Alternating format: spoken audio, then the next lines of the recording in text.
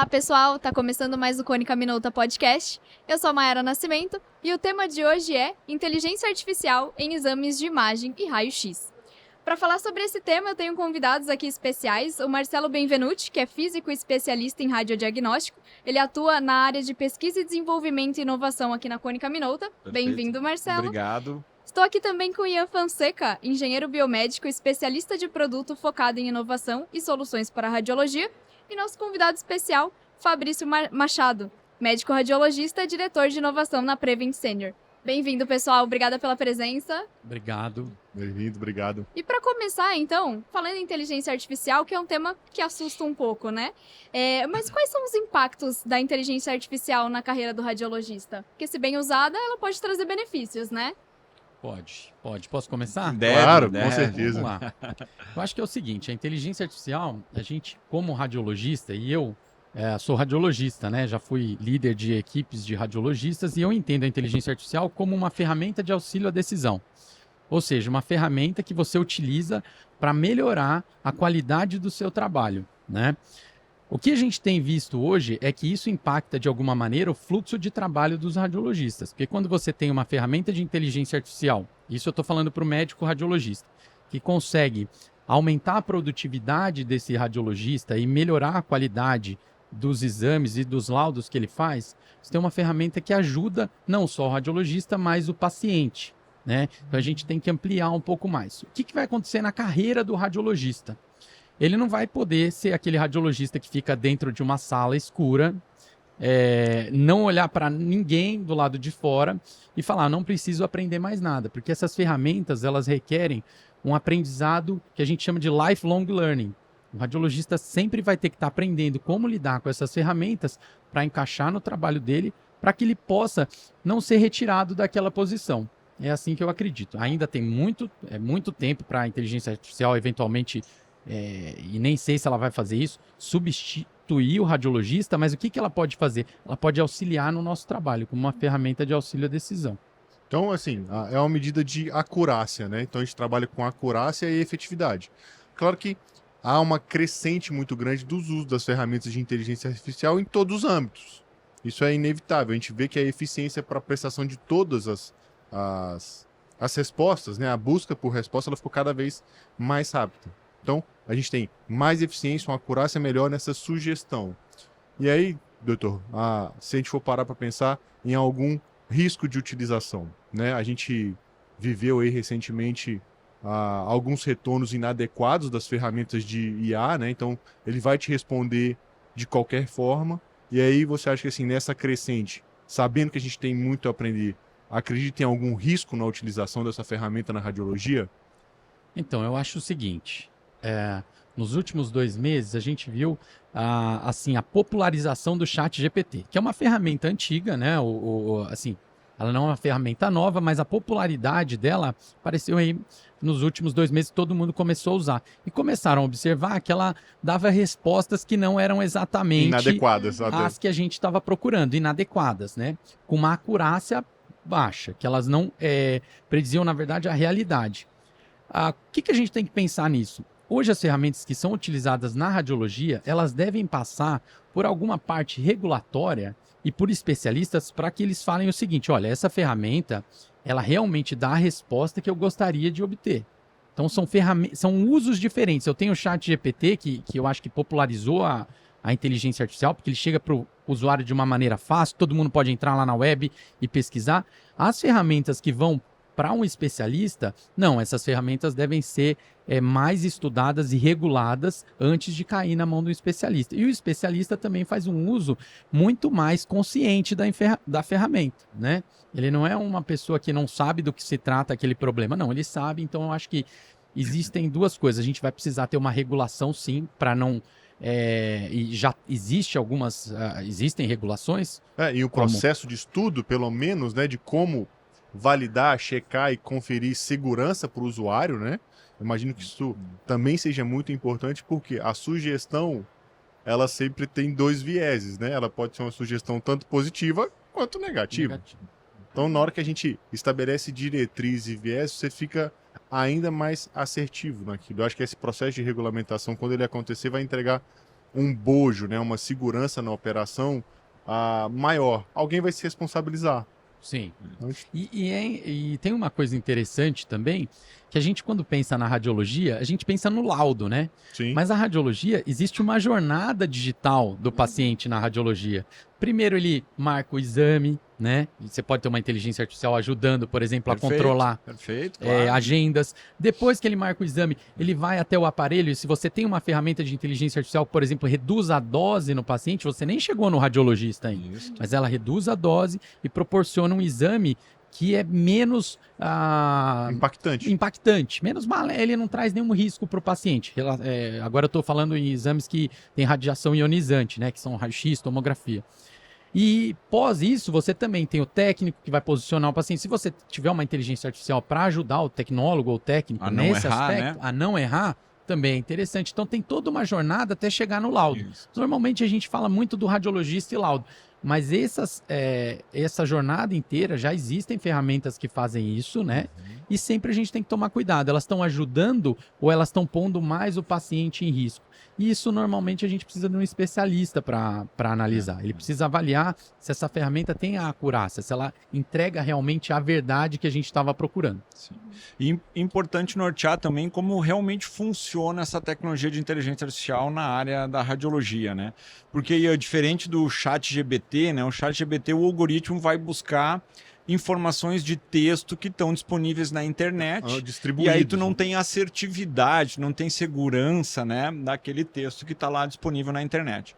Mas no caso das tecnologias associadas à radiologia, a gente tem muito bem definido, né, qual é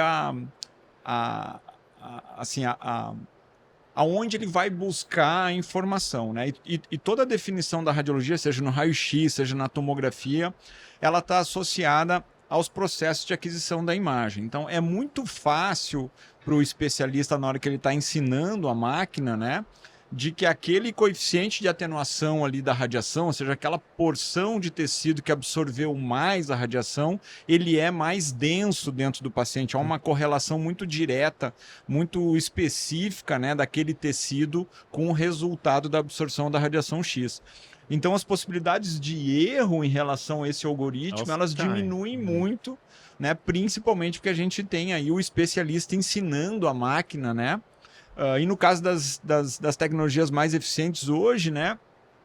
Como é o caso aí da ferramenta que a própria Konica aqui comercializa, né? Que é o da Lunit, no caso da mamografia, o software foi ensinado através do resultado do laboratório, ou seja, né, lá se pegava-se a biópsia da mamografia, se identificava que realmente aquela lesão era uma lesão importante, e aí se voltava na imagem da mamografia e se dizia para o software, olha, então essa aqui realmente é uma lesão confirmada pelo exame laboratorial. Que é o processo de machine learning. Exatamente. Então o processo de machine learning ele vai assim, vai se imputando feedback até que a ferramenta construa um banco de dados estruturado para te entregar a resposta mais adequada possível. Exatamente. Então, claro e para dar mais um exemplo aí do que tu falaste antes, né, da inteligência artificial atuando antes da realização do exame, a gente já tem há muitos anos, talvez há 20 anos, pelo menos, que eu conheço, softwares que são capazes de ir lá na imagem DICOM da ressonância, né, captar a primeira imagem, a última imagem,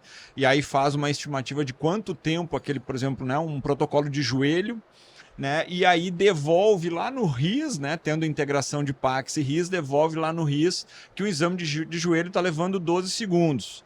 Aí daqui a pouco passa lá 1 mês e meio, o software detecta que a gente mexeu na sequência de pulso, reduzindo lá dos 12 minutos para 10 minutos, por exemplo, e aí o call center, né, do hospital acaba tendo no espaçamento da sua agenda lá uma redução, quer dizer, eu posso passar a agendar o exame de joelho agora a cada 10 minutos e não mais a cada 12 minutos. Operacional. Né? Operacional. Por isso que essa integração é interessante e assim, é muito, muito legal o que a gente está conversando, porque quando a gente fala, falando muito do ChatGPT, eu acho que isso que o Marcelo trouxe é muito importante, é o seguinte,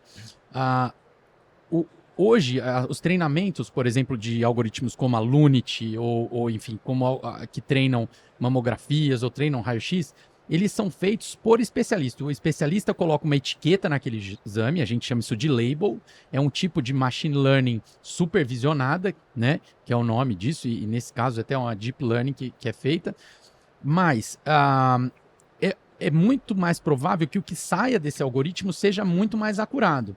Tem uma regra aí antiga, já uma frase, na verdade, antiga da inteligência artificial e do trabalho com dados, que a gente fala assim, garbage in, garbage out. Entra lixo, sai lixo. Então tem que entrar coisas boas para alimentar essa ferramenta de inteligência artificial para que ela seja depois uma ferramenta boa também. Se entra coisa boa, sai coisas boas, né? E eu acho também outra parte muito interessante é a gente entender que essas ferramentas, elas não impactam só no radiologista e elas impactam sim na jornada digital do paciente. Você precisa, sempre que for incorporar uma ferramenta dessas, você precisa falar assim, olha, ela ajuda o radiologista, ela ajuda, mas tem ferramentas que ajudam, por exemplo, na eficiência operacional. Você reduzir, por exemplo, o tempo de um exame, isso é ótimo para o paciente, por exemplo, um paciente claustrofóbico dentro de uma ressonância magnética. É um horror.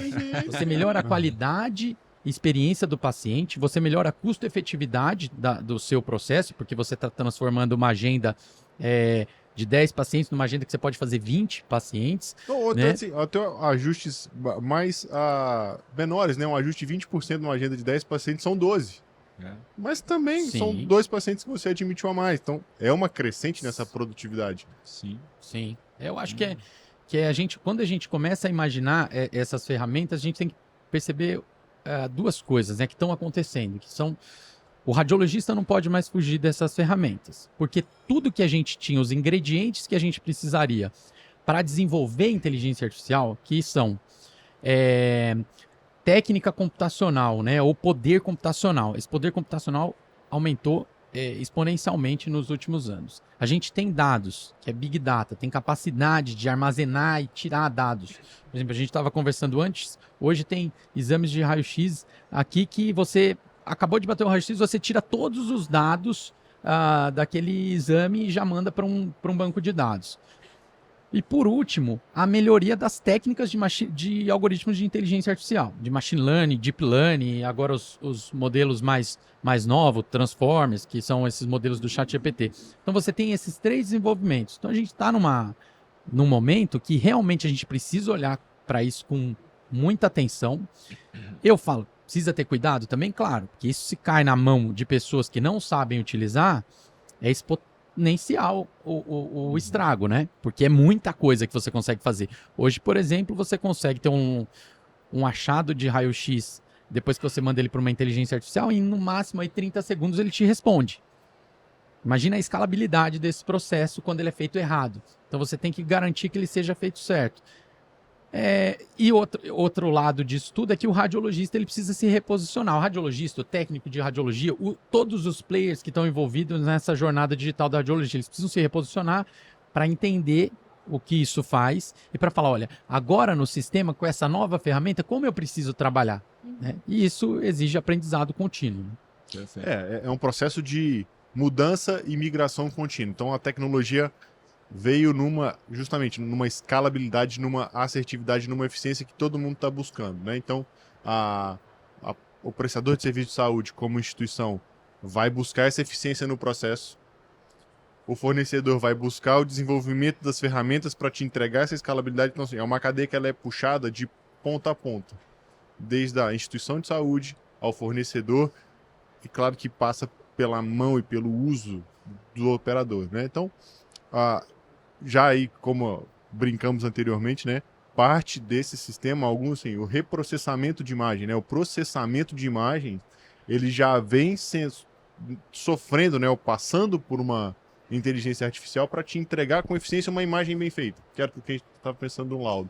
Além de uma imagem com a qualidade adequada, né, que é um termo que a gente vai usar frequentemente, que vai te sugerir também um achado de forma adequada. Então, sim, nós estamos facilitando para entregar assim, uma jornada do paciente cada vez mais confortável. Então, assim, o paciente que é o centro da movimentação. Então, todo mundo opera, né? Todos os fatores que pode controlar ou mexer justamente para entregar ao paciente a melhor experiência dentro do hospital. Então, Assim, De novo, né, vou insistir em pontuar na segurança, né, desses sistemas, porque quando a gente fala da área médica, isso é sempre muito importante, né, doutor? E pegar o caso da tomografia, a gente já tem inteligência artificial na modalidade de tomografia há muitos anos, né, no pós-processamento de imagem, que é depois que a gente faz a aquisição do exame, né, para quem não tem tanta familiaridade assim, a gente leva esse conjunto de imagens para uma workstation. Mas a tomografia ela fica dentro de um cenário totalmente seguro, né, porque a própria máquina de tomografia tem programada, né, cada tipo de tecido do corpo humano que estão lá nas unidades Hausfield, né? Aliás, a tomografia, por exemplo, ela consegue identificar numa tomo de crânio se o sangue é recente ou é um sangue mais antigo, né? Que é o diferencial aí do diagnóstico de AVC, por exemplo, onde tem um algoritmo hoje já no mercado mundial aí funcionando para pegar aquele exame de crânio de tomografia e botar na lista emergencial. Porque é muito importante, né, doutor, a gente saber que aquele AVC é recente, vai entrar com a medicação e vai salvar esse paciente de sequelas.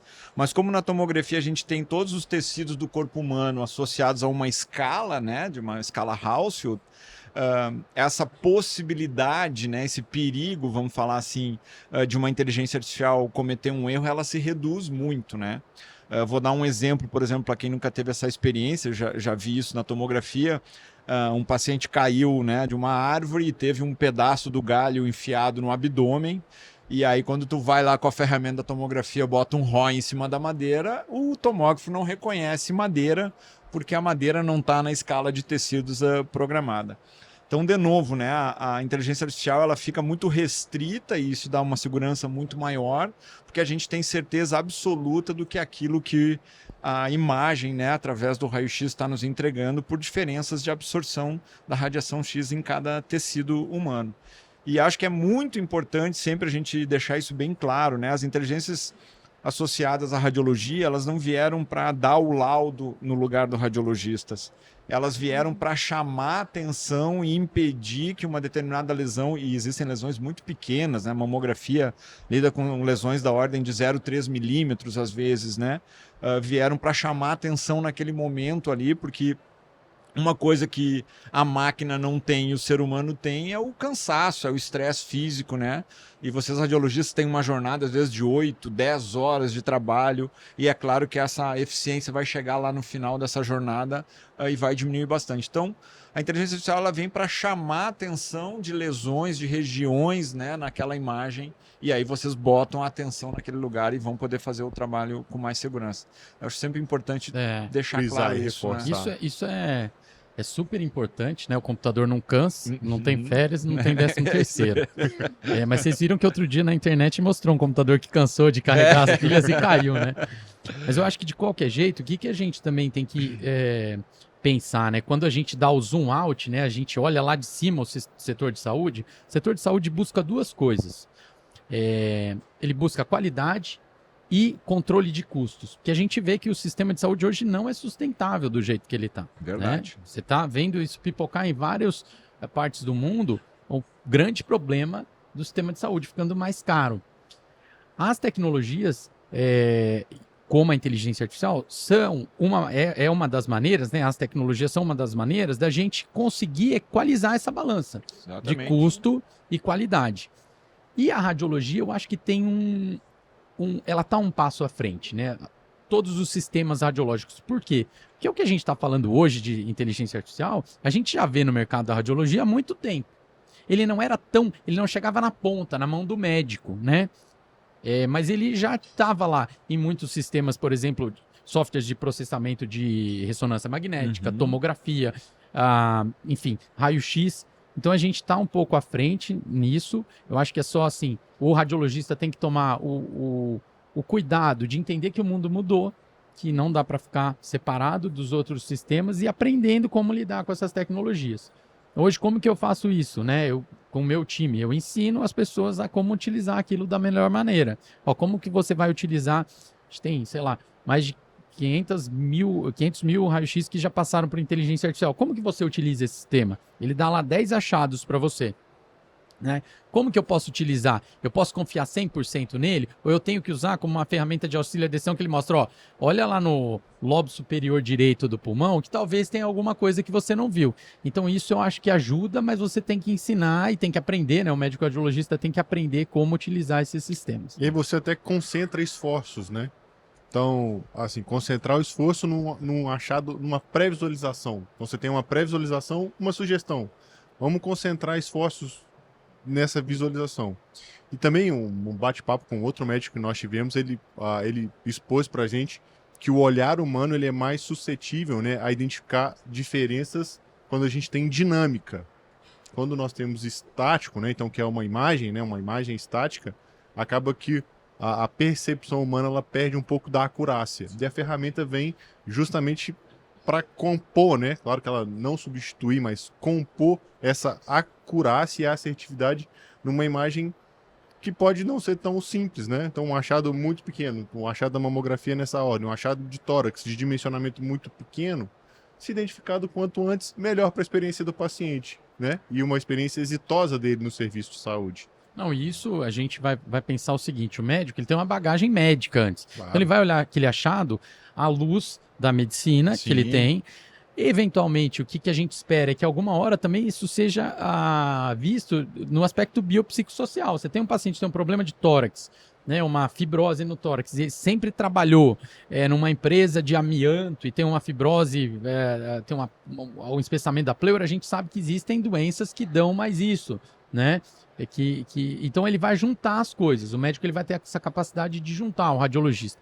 O que eu acho que é importante também é sobre aquilo que a gente estava falando do cansaço, né? A inteligência artificial ela não tem o cansaço que o médico tem, e isso a gente pode olhar de duas maneiras. Ó, ela é muito melhor, ou ela pode vir realmente para ajudar o médico a errar menos. Eu já dei plantão na época, né, dava plantão de 24 horas, cara, nas últimas 4 horas eu tava ali no final da Claro, maratona. sem Eu ligava dúvida. para meus amigos e falava assim, você pode revisar os últimos 5 exames que eu laudei, porque eu realmente estava muito cansado. Isso a gente tem visto diminuir muito, essas jornadas muito grandes, né? Mas o que acontece? Se você tem uma inteligência artificial junto, ela não está cansada. O computador está ligado, está tudo bem, e ela pode te falar, olha aqui melhor, olha desse lado. Inclusive, hoje tem inteligências artificiais que elas conseguem, pelo o seu olhar, né, ver se você está prestando atenção em determinada coisa ou não. Isso aí vindo do automobilismo, Do automobilismo. né? O automobilismo já pegou esse sentimento de cansaço que pode ser aplicado a várias horas. Então, jornadas extensas, aí uma outra metodologia de Uma uso. outra metodologia. Que ela não tem a ver com a imagem em si, mas ela pode trazer. E um outro fato muito interessante da inteligência artificial são os achados que o ser humano não consegue olhar. Hoje a gente tem, por exemplo, teve um estudo que mostrava que você fazendo uma retinografia, olhando o fundo dos olhos do paciente, normalmente você acha alterações nas veias ali, né? E eles viram que aquilo podia predizer doenças cardíacas. Que era uma coisa que o ser humano não conseguia ver. Correlacionar. E a inteligência artificial, como ela tem um poder de processamento absurdo, e isso é fácil da gente saber. É só fazer uma conta na calculadora, com múltiplos números, você vai ver que você não consegue acompanhar nem a calculadora. Imagina uma inteligência artificial que tem sido desenvolvida há muito tempo. Hoje a gente está aqui comparando a primeira vez que o Deep Blue ganhou do Kasparov no xadrez, era um algoritmo super simples que ganhou dele. Ele ganhou de um cara que era o master do xadrez. Então hoje a gente está muito além daquilo. Imagina a capacidade computacional. O que eu acho que no final a gente tem que fazer é se unir, dar a mão para essa inteligência artificial e falar, vamos trabalhar juntos aqui. E a gente, como o grande decisor, que pauta a ética, que pauta a moral das decisões, que entende os nossos recursos, porque não adianta também, se você não tem recurso, você achar algumas coisas. Então você tem que pautar tudo isso. E importante ainda situar, assim, para as pessoas entenderem que a tecnologia evoluiu muito dentro da sala, tanto da sala de raio-x quanto da sala de tomografia, né? Lá em meados de 2000, a gente conseguia, trabalhando muito bem num tomógrafo, fazer lá 50, 60 pacientes por dia. Hoje a limitação do número de exames na tomografia não está mais no equipamento, ela está, às vezes, até no poder de cadastramento lá da recepção, ou, né, em como a equipe de enfermagem vai conseguir colocar mais pacientes na sala ou não, porque o tomógrafo hoje, em 7 segundos, a gente adquire da cabeça até o dedão do pé, né? Muito rápido isso. E no raio-x digital a mesma coisa, né? Nós temos tecnologia aqui na Cônica que a gente faz 3, 4 exposições e em 7 segundos o exame está pronto, né? E aí imagina correlacionar a capacidade de aquisição desses equipamentos com a capacidade de o médico dar o laudo daquele caso, né? Então essa conta ela não fecha, né? E isso tende a piorar cada vez mais, na verdade, né? A ressonância fica um pouco fora disso, porque a ressonância não depende tanto do equipamento, né? Tem ali a história dos espinhos do corpo humano, não vai mudar nunca, né? Mas nas outras modalidades avançou muito. E aí, onde vem a inteligência artificial para ajudar nisso, né? É muito fácil e muito seguro a gente ensinar um algoritmo de quando a imagem não tem lesão. Então vamos lá, de uma rotina de 150 exames de raio-x no dia, é claro que isso vai depender, né, do formato do hospital. Existe um pronto-socorro que aí vai ter muito mais pacientes doentes do que uma clínica, né, da esquina, assim, que não atende um paciente tão Não doente. atende em escala, né? É. Não atende na mesma escala. Mas a gente tem lá uma porcentagem muito maior de exames normais do que exames com doenças. E aí, se a inteligência artificial conseguir drenar os exames que são normais e colocar na pilha, né, para o médico laudar aqueles que realmente você precisa botar a sua atenção, né, ter mais cuidado, o benefício que isso não traz para o paciente que realmente tem a doença, né? Porque aí você não perde tanto tempo no exame que a inteligência artificial já analisou e já te deu um feedback de que, né, aquele exame é normal e consegue drenar essa energia, né, nós estávamos falando aqui em cansaço, nos exames que realmente são pertinentes de analisar com calma. Então, A acho tecnologia fica mais barata, né? Exato. Cada dia a exatamente. tecnologia fica mais barata e os exames são... É mais fácil a gente fazer exame de tomografia, de ressonância, é mais fácil. Sem dúvida. Vai ficando mais fácil e é por isso que a gente fala, prever exatamente como vai ser o futuro disso tudo, a gente não consegue. A gente está prevendo ali o pouco tempo. Por quê? Porque vai aumentar muito o número de exames. Será que vai precisar eventualmente até de mais radiologistas para fazer isso? Eu acredito que não. Eu acredito que a gente consiga equilibrar isso no final da história, né? Porque as ferramentas realmente estão muito avançadas. Mas o que acontece? A gente melhora a experiência do paciente nesse contexto de fazer mais exames. E aí eu acho que a clínica vai ter que... As clínicas, né? Não só clínicas como sistemas de saúde, eles vão ter que dar um passo atrás, né, e aí, Marcelo? Eles vão ter que dar um passo atrás para não ver mais só o setor de radiologia como a ressonância ou como um setor integrado. Porque você viu, às vezes o problema está lá no cadastramento, o gargalo está lá atrás. Então eu preciso, às vezes, de um sistema tecnológico para melhorar ali. Então eu acho que isso é importante. A gente sempre dá zoom in e zoom out, né? Olha de perto o processo e depois olha de fora para ver assim, olha, isso aqui melhorou muito. Mas e o meu sistema como um todo? Ele está melhorando com essa incorporação de uma nova tecnologia, né? Eu acho que isso é importante Sem também. dúvida. Perfeito, pessoal. O papo tá super interessante, mas infelizmente precisamos encerrar. Para você que acompanhou de casa, acompanhe nossas redes sociais. Preparamos diversos podcasts, conteúdos exclusivos para vocês, tá bom? Pessoal, muito obrigada pela presença, pelo tempo de vocês, pela aula, Fabrício. pela discussão muito Obrigado. interessante. Obrigado, Fabrício. Obrigado pelo papo. Valeu, pessoal. Até mais. Obrigado, valeu. Até a próxima. Até.